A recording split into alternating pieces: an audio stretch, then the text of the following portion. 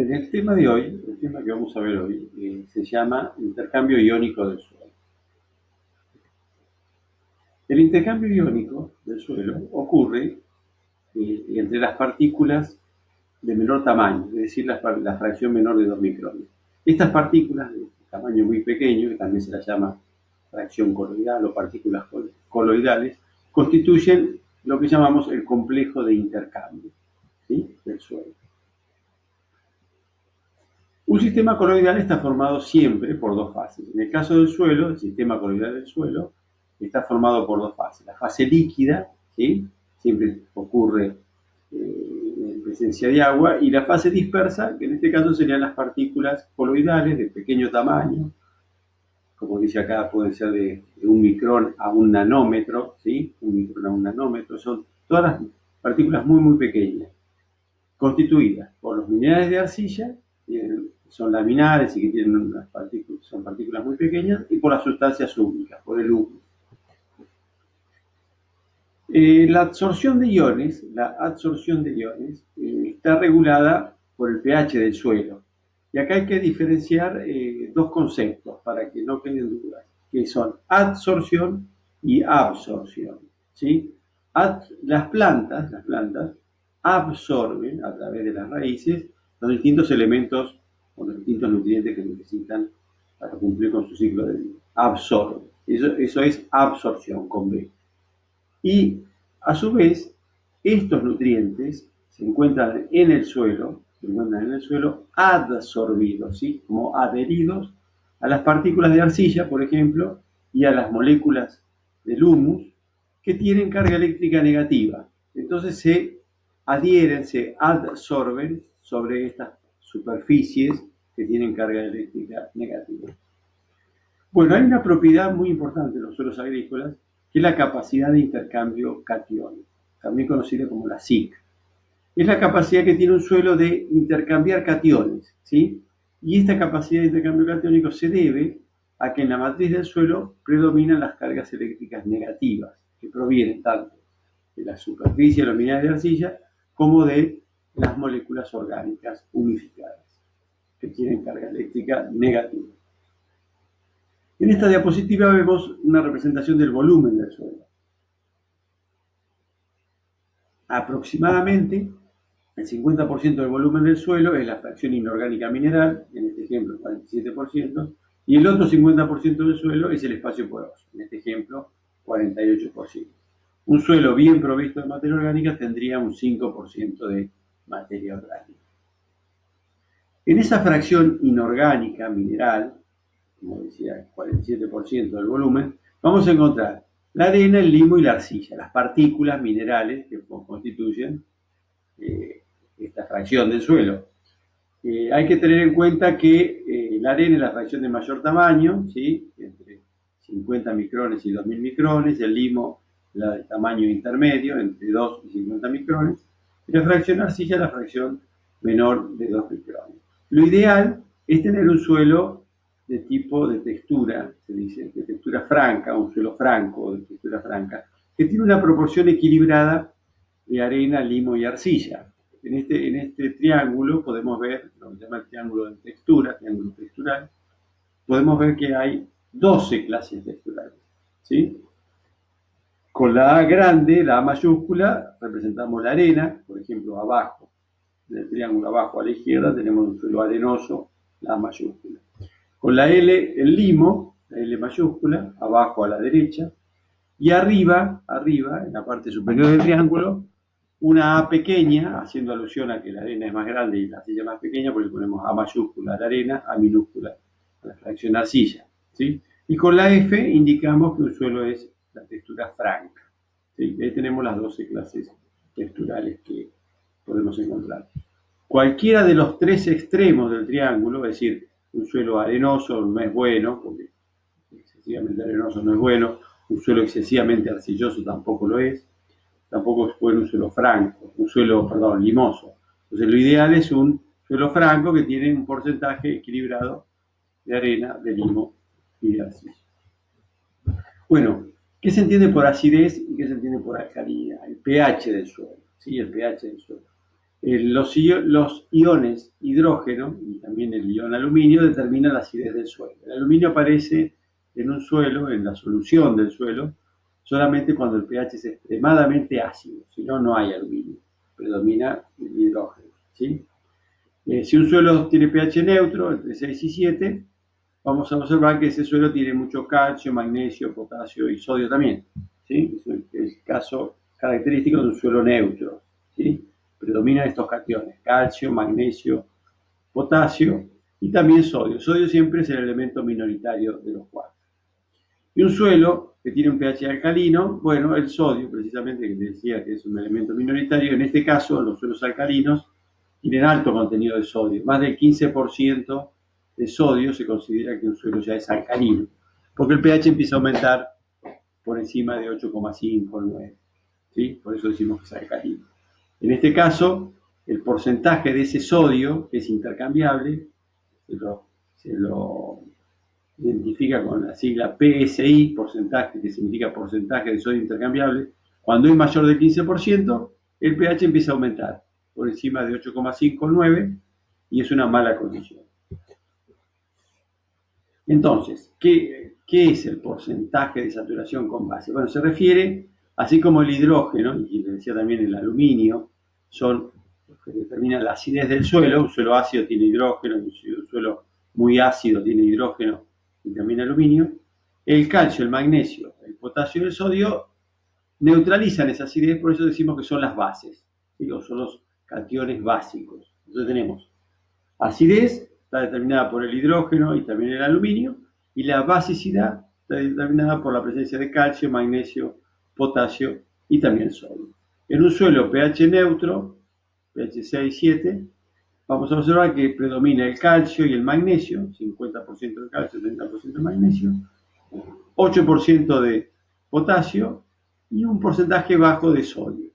Hidrógeno, aproximadamente un 10%. Entonces decimos que la saturación con bases, ¿sí? Como hidrógeno hay un 10% solamente, es del 90%.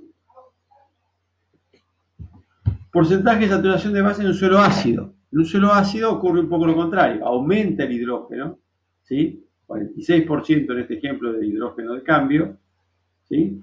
Aparece algo de aluminio, si el pH es menor de 5 aparece algo de aluminio, y el resto es calcio, magnesio, potasio y sodio. ¿Sí? Por eso decimos que el porcentaje de saturación con base en un suelo ácido, ¿sí? Como aumenta el porcentaje de hidrógeno, disminuye, y es del orden del 50-52%. La saturación con bases en un suelo ácido. Por último, el caso número 3, un suelo alcalino, un suelo que tiene alto pH, mayor de 8,5, mayor de 9. ¿Qué ocurre? El porcentaje de saturación de base es del 100%, o sea, no hay hidrógeno. No hay hidrógeno, por eso el porcentaje de saturación de base es del 100%.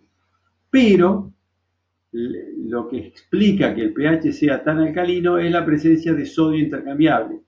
Cuando es mayor del 15%, el porcentaje de sodio intercambiable, el PSI, supera el 15%, entonces el suelo se vuelve o se torna alcalino. El pH empieza a aumentar por encima de 9. Lo que ocurre en la práctica, en la parte desde el punto de vista químico, es que se forma en la solución del suelo hidróxido de sodio, y ese hidróxido de sodio, por la presencia del sodio, hace aumentar el pH en la solución del suelo. Bueno, hablábamos de la SIC, de la capacidad de intercambio catiónico del suelo, que es muy importante en los suelos agrícolas, ¿sí? ¿A qué se debe la SIC? Bueno, se debe a la presencia de los distintos minerales de arcilla que haya en el suelo y también a la presencia de sustancias húmicas, ¿sí? Como ácido húmico, por ejemplo. Bien. ¿Cómo se mide? Se mide en unidades como el centimol de carga eléctrica positiva por kilogramo de suelo. Esta es la unidad más utilizada actualmente. Si bien antiguamente se hablaba de 1000 equivalentes cada 100 gramos, hoy hablamos de centimoles, vuelvo a repetir, de cargas eléctricas positivas por kilogramo de suelo.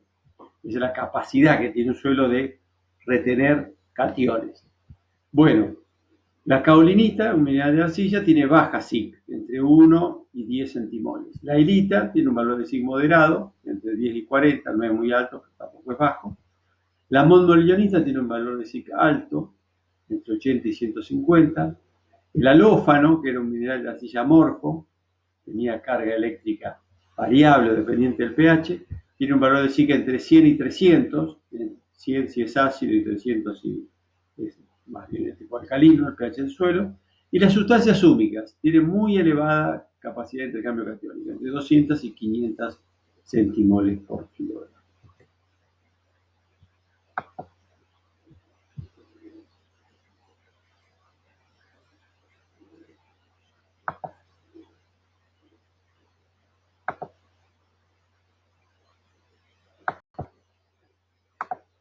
Bueno, otra propiedad importante es la superficie específica, ¿sí?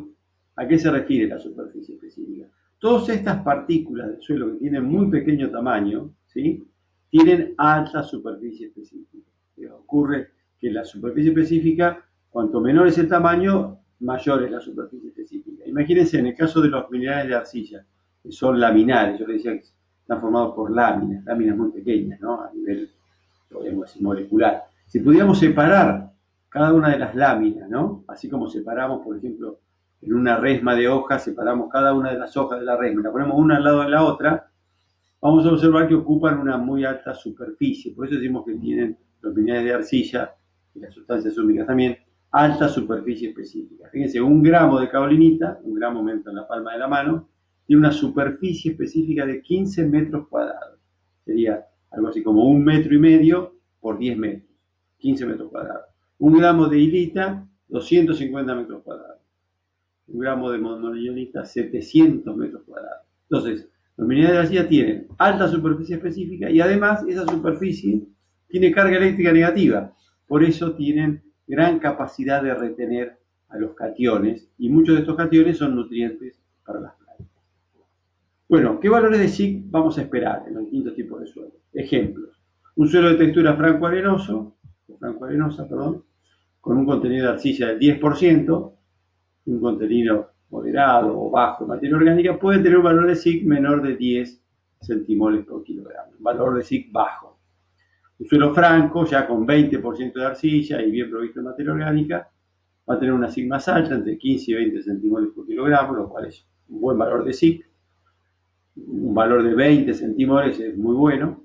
Y un suelo de textura arcillosa, 40% de arcilla, bueno, podrá tener valores aún más altos, ¿sí? Ya valores mayores de 25 es un valor alto de SIC. ¿Cuál es la importancia agronómica? Bueno, que los suelos agrícolas, que normalmente tienen altos valores de capacidad de intercambio catiónica, se debe a que tienen alto contenido de arcilla y alto contenido de materia orgánica, y en consecuencia van a tener una gran capacidad, bueno, depende del pH del suelo, pero si tienen un pH neutro van a tener mucho calcio, mucho magnesio y mucho potasio, que son 3 macronutrientes que las plantas necesitan para el crecimiento. ¿Sí? Hay que recordar que hablamos de intercambio de cationes. ¿A qué se refiere este intercambio de cationes? Que cuando la planta quiere obtener, por ejemplo, calcio, magnesio, potasio del suelo, del humus, que se encuentra asociado al humus o a la fracción arcilla, lo tiene que intercambiar con hidrogeniones que vamos a encontrar una alta proporción de hidrogeniones a nivel de la raíz, lo que llamamos la rizosfera, porque como consecuencia de la actividad biológica que genera la planta, se producen estos hidrogeniones. Entonces lo que la planta tiene que hacer es intercambiar. Por ejemplo, si quiere obtener un calcio, tiene que ceder 2 hidrogeniones. Un potasio, si quiere tomar un catión de potasio, tiene que ceder un hidrogenión. Pero siempre es como un intercambio de figuritas, ¿sí? Por eso hablamos de cationes intercambiables. Bueno, acá vemos los requerimientos nutricionales para cosechar, por ejemplo, 1 tonelada de grano de soja, maíz o trigo, todo lo que se necesita de nutrientes, todos los nutrientes necesarios. Hay algunos nutrientes que se necesitan en grandes cantidades, son los primeros: nitrógeno, fósforo, potasio, calcio, magnesio y azufre. Son macros, se llaman macronutrientes porque necesitamos kilos por hectárea. En cambio hay otros elementos menores, que necesitan menor cantidad, son esenciales para las plantas, pero se necesitan en menor cantidad. Hablamos de microelementos, oligoelementos, porque necesitamos pequeñas cantidades. Bueno, si hacemos un ejemplo de un suelo de textura franco-arenoso, ¿sí? Que tenga un valor de SIC no alto, un valor de SIC más bien bajo, de 10 centimoles por kilogramo, un pH de aproximadamente 7, y hacemos los cálculos, ¿sí? este suelo va a tener un porcentaje de saturación de base del 90%, va a tener entonces, vamos a cerrar acá, 50% de calcio, 30% de magnesio, 8% de potasio, 2% de sodio. Bueno, si traducimos los valores y los llevamos a hectárea, vamos a observar que en este tipo de suelo, ¿sí? Llevando todo a la hectárea, vamos a obtener 2.500 kilos por hectárea de calcio, 900 kilos por hectárea de magnesio y casi 800 kilos por hectárea de potasio. Quiere decir que en un suelo, aún en un suelo franco-arenoso, con una baja capacidad de intercambio catiónico, vamos a tener una gran cantidad de calcio, magnesio y potasio disponibles para las plantas. Fíjense que si volvemos a la tabla, la cantidad que se necesita de calcio, potasio y magnesio son muy bajas. Por ejemplo, la más alta potasio son 30 kilos, 33 kilos en el caso de la soja, en el caso del calcio 16 kilos y en el caso del potasio, calcio de magnesio casi 10 kilos. Y nosotros tenemos disponibles 2.500 kilos de calcio, 900 kilos de magnesio, 800 kilos de potasio. Por eso en nuestro país, aún en los casos de los suelos poco fértiles, casi nunca o nunca se fertiliza con calcio, magnesio y potasio. Si bien son 3 macronutrientes, siempre tenemos cantidades muy superiores a las necesarias. ¿Sí? La ley del mínimo fue enunciada en el año 1840 por un científico alemán, Justus von Liebig. Y él anunció que de todos los nutrientes que necesitan las plantas para vivir, a ver, vamos a la anterior,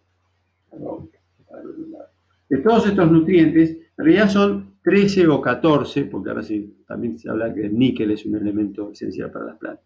Bueno, son 13, acá tenemos una lista de 13 elementos esenciales para las plantas que las plantas necesitan para cumplir su ciclo de vida. La ley del mínimo dice que por más que de los 13 haya 12 elementos que están disponibles para las plantas en una cantidad muy por encima de la necesaria, si hay uno que no cumple con los requisitos, que está por debajo de lo necesario, bueno, ese elemento va a ser el que va a impedir que la planta no se va a morir, pero va a tener un muy bajo rendimiento. Esa es la ley del mínimo. Aquel elemento que se encuentra en menor cantidad con respecto a lo necesario es el que va a limitar el rendimiento. ¿Sí? No es que la planta se va a morir, no es que se va a morir, pero va a rendir mucho menos de lo que se espera.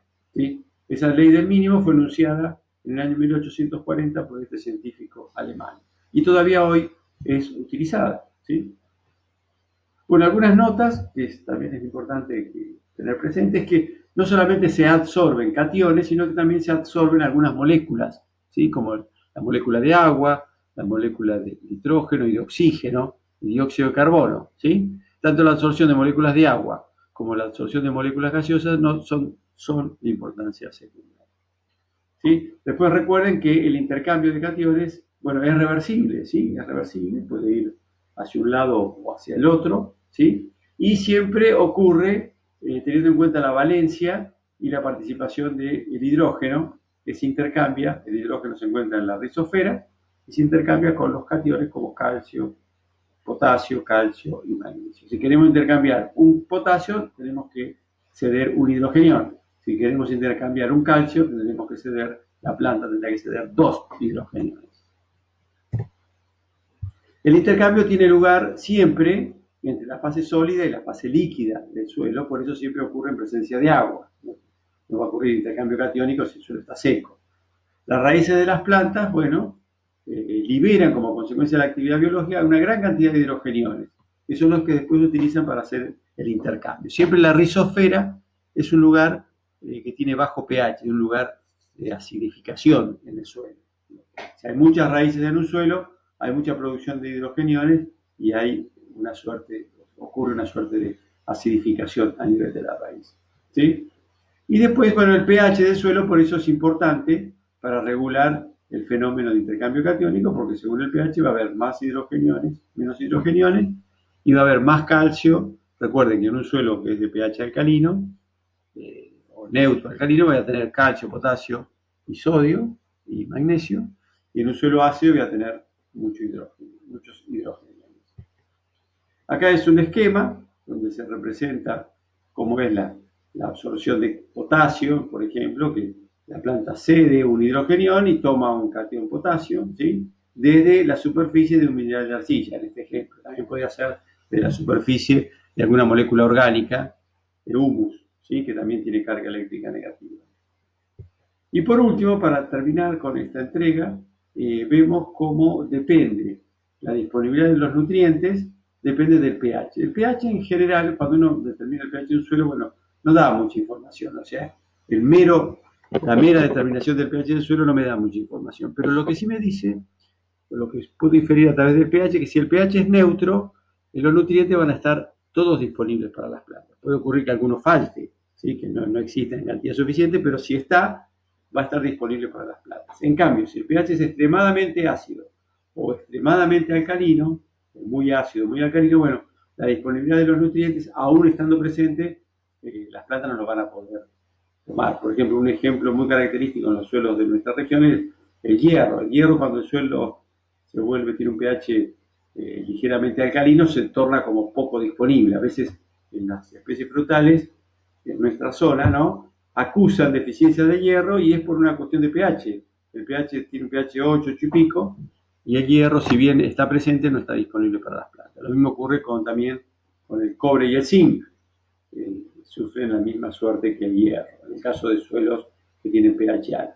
Y en el caso que tienen suelos pH ácido, la mayoría de los macronutrientes, nitrógeno, fósforo, potasio, azufre, calcio y magnesio, disminuyen su disponibilidad. Por eso es importante que un suelo tenga un pH cerca de la neutralidad, es el mejor pH neutro. Bueno, y esto ha sido todo. Esta es la entrega de este tema. Termina aquí. Espero que haya quedado claro. Y si tienen alguna duda, la pueden plantear por el foro y nosotros se la responderemos. ¿Sí? Así que esto ha sido todo.